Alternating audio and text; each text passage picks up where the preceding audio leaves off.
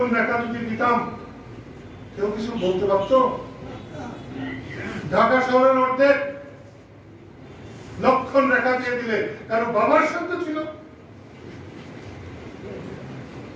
বঙ্গবন্ধুর দেওয়া 5 কাঠার মোহাম্মদপুরের ওই বাড়ি আমার ঠিকানা। আমার বিরোধী যারা আছে ছিল, যারা এখন আছে, তারা কিন্তু 31টা বাড়ি ঢাকা শহরে।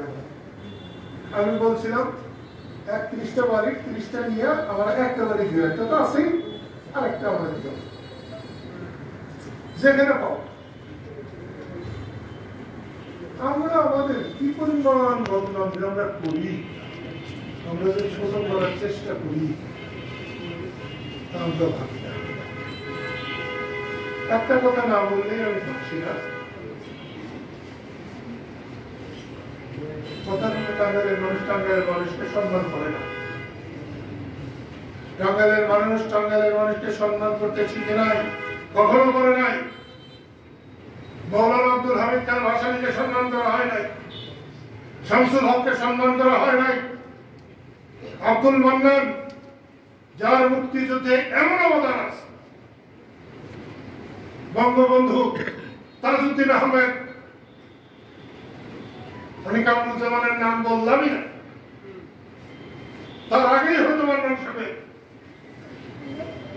আওয়ামী লীগ গঠনে এবং মুক্তিযুদ্ধে তার ভূমিকা, আমরা কেউ তাকে সম্মান দেখাই না। শাহজাহান ভাই, শাহজাহান ভাই না থাকলে আমরা রাজনীতি করতাম না, কোন সম্মান নেই। বদিউজ্জামান খান, যার তুলনা হয় না, বদিউজ্জামান খান না থাকলে 25শে মার্চের পর টাঙ্গাইলে সংগ্রাম পরিষদ হইতো না। যে সংগ্রাম পরিষদের আহ্বায়ক ছিলেন বদিউজ্জামান খান, লতিফ ভাই, সেখানে শামসুর রহমান খান শাহজাহান, সেইখানে ছিলেন হবিবুর রহমান। আজকে সমাজ যে সভাপতি করেছে উনি হইতে চান নাই হামিদুল হক,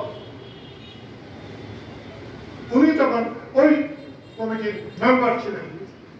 আমি সেই কারণেই তাকে বলেছি আপনাকে